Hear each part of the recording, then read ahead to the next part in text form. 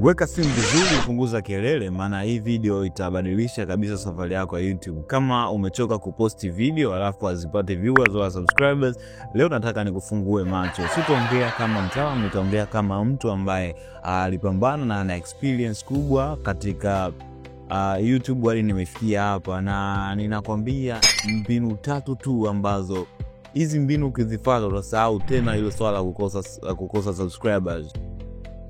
Sasa kitu cha kwanza, moja ya changamoto ambayo inawasumbua sana YouTubers wadogo ni vigezo hivi vikubwa viwili vya YouTube. Hapa naongelea masaa na subscribers. Kikweli hivi vinasumbua sana ukiwa unavipambania pasipo kujua njia sahihi, lakini ukishajua njia sahihi havitakuja kukusumbua tena. Ndio maana unakuta mtu akishatoa ubora channel moja kuanzisha channel nyingine inakuwa ni very simple. Mimi mwenyewe kipindi naanza YouTube niliteseka sana. Nilishajaribu njia kibao, umeona. Nilishafanya sub nikafanya na Wahindi. So nilifanya na Wahindi, nilikuwa na email takriban kama sikosei nilikuwa na email 10, lakini wapi. Ninakumbuka kipindi kile nipo na hizo email nilikuwa nakutana na wale Wahindi na ana subscribe kwa channel kwenye email zangu 10 na subscribe channel zake zote, na yeye anakuja na subscribe channel zangu, lakini kichokoja kunitokea acha tu wale Wahindi bwana. Nilikuwa mimi nikisubscribe hivyo, then wanakuja kwenye channel yangu wana subscribe, so hivyo. Alafu ile nao ilikuwa mbaya sana, unajua vile wana subscribe viewers upati na nini. Kwa hiyo changamoto, unajua mtu ana subscribe lakini afuatilie channel yako ni kitu kibaya sana. Lakini mimi leo nataka nikupe mbinu ambayo itaenda kusaidia kukupa subscribers ambao ni real kabisa, au subscribers na wao ndio wanaenda kuwa viewers. Unaelewa? So kuboost wala kununua. Nisikilize kwa makini. Hii video is very important. Okay, so kitu cha kwanza kabisa, nisipoteze muda. Kitu cha kwanza, ili uweze kupata subscribers, hakikisha video zako ni video ambazo unaposti video zenye thamani. Umeona? Hii ndio siri ya kupata subscribers. Bwana, acha kabisa kuposti video ambazo hazina thamani. Oya mzee, watu wanatumia mabando yao kuangalia video zako. So hakikisha watazamaji wako hawajutui kabisa kufungua video yako. Hebu fikiria, ni wewe umefungua video, umeingia YouTube umefungua video kwa lengo fulani, alafu baada hapo unafungua hiyo video, ndani yake ukuti ile kile kitu ambacho umehitaji ulichokuwa unatarajia.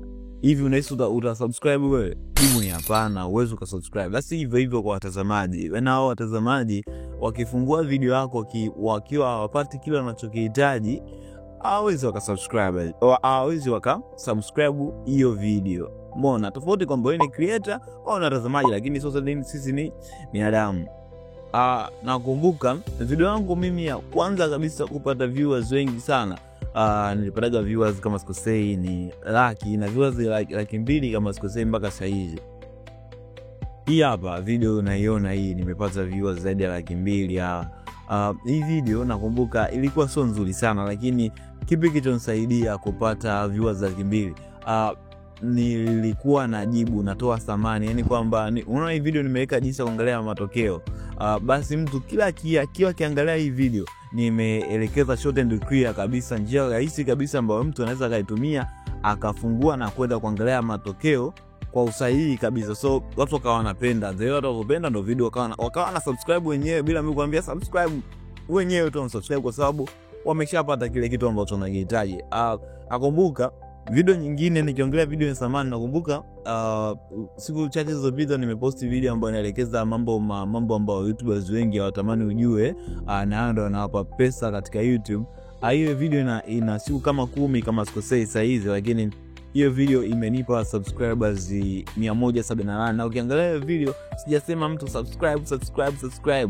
Unaona? So video zenye value, video zenye thamani ndo key point, yani asikudanganye mtu. Hakikisha video unaoposti ikiwa na thamani. Usiposti video, posti video ambayo ina kitu. Unajua kabla nikiposti hii video tena kuletea kitu fulani. Ukiposti hivyo mzee, lazima upate subscribers, lazima. Hiyo mbinu ya kwanza. Sasa mbinu ya pili, hakikisha video yako unatumia hooks. Hooks ni chambo, tunaita kwa Kiswahili ni chambo. Kwa wale wavuvi wana kifuatao kinaitwa ndoano. Kwenye ndoano pale wanaweka kama chakula, ndio hiko chakula kinaitwa chambo. Akiweka samaki akiona anakila ananasa. Sasa hiyo jambo ndio tunaita hooks. Sasa hakikisha video yako inakuwa na hooks. Na hooks inabidi ndani ya sekunde 3, kwa sababu tafiti zinasema ndani ya sekunde 3 tu mtu ndio inamlazimu kuendelea kuangalia video yako au kuachana na video yako. So tumia sekunde 3 tu kuweza kufanikisha mtu aendelee kuangalia video zako. So kama utatumia hooks nzuri, itaweza kusababisha wewe kupata subscribers wengi sana. Hapa naongelea nini? Mfano wa hooks kama hujanielewa ni hivi. Ukiangalia zile video za TikTok au motivation speaker wa TikTok au watu wengine wakwambiaga haya ndio mambo 5 ambao ukiacha lazima utafanikiwa, lakini jambo la 5 ndio muhimu sana. So hakikisha unaangalia kwanza jambo la kwanza mpaka la 5, lakini la 5 ndio muhimu. So hichi kinatengeneza nini?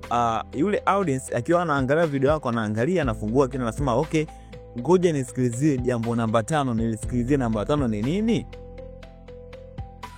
Anapofanya hivyo ndo anazidi kutazama video yako kwa muda mrefu, na itakusaidia hata kupata watch time kuongeza. So unabidi utumie hooks. Na mtu anaweza kuniambia hooks inaingia na vipi na subscribers? Ngoja nikwambie.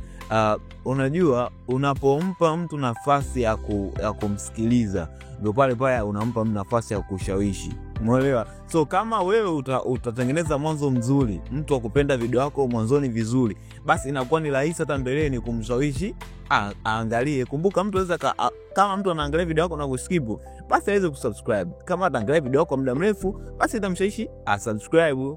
Sasa tumia hooks. Hizo hooks ndio zinasababisha watu waangalie video zako kwa muda mrefu. So another thing, naongelea video editing. Okay, hii ni siri nyingine ya kabisa nikwambie kuhusiana na YouTube.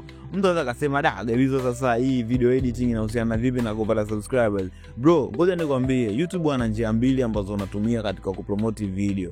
Njia ya kwanza, hii nimefuatilia. Njia ya kwanza, kama video yako wewe unaposti alafu hiyo video uloposti sio video ambayo ina editing nyingi, lakini wateja our audience wakifungua video yako wanaangalia na wanapata majibu. Mfano hii video ambayo nilikwambia matokeo niloposti mimi, ile video ilikuwa ina editing, lakini watu wakifungua ile video wanapata kile kitu ambacho wanakihitaji. Ushanielewa? Kwa kama watu wanafungua video na inawapa majibu, basi hiyo video YouTube wanaipromote tu. Mbona kisha ipromote ndio unapata nafasi ya kupata subscribers.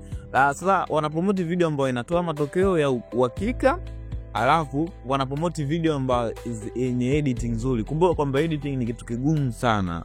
Umeona? Sasa editing kama ni kitu kigumu na mtu video yake imeedit vizuri, basi moja kwa moja yale maroboti yanaamini kwamba mtu aliyetumia muda mwingi kuedit atakuwa ameposti kitu ambacho yenye thamani sana kuliko wewe ambaye umeposti tu video dakika 2 umeiposti, yani hujaedit huja nini. So wanavyokumbuka kwamba kama YouTube watapromote, wataongeza impression ya video yako kwa watu wengi, basi hapo wewe ndio unajitengenezea nafasi nzuri sana ya kupata subscribers. Video yako ikipelekwa kwa watu wengi, basi hapo ndio unapata nafasi ya kupata subscribers. So hakikisha video zako zinakuwa na editing. Pia nikwambie ndo mambo 3 ambayo nimefuatilia, ambayo kama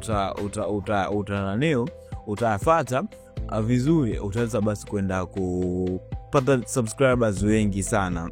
Mimi naitwa Gabizzo, lakini pia nikukumbushe kwamba kama umefungua video yetu hii kwa mara ya kwanza, ndo masomo ambayo kila siku naposti kuhusiana na mada nyingi ambazo zinahusiana na YouTube. So hakikisha una subscribe ili siku nyingine usipitwe na video kama zetu kama hizi, yani maneno yalokuandikwa kwa rangi nyekundu.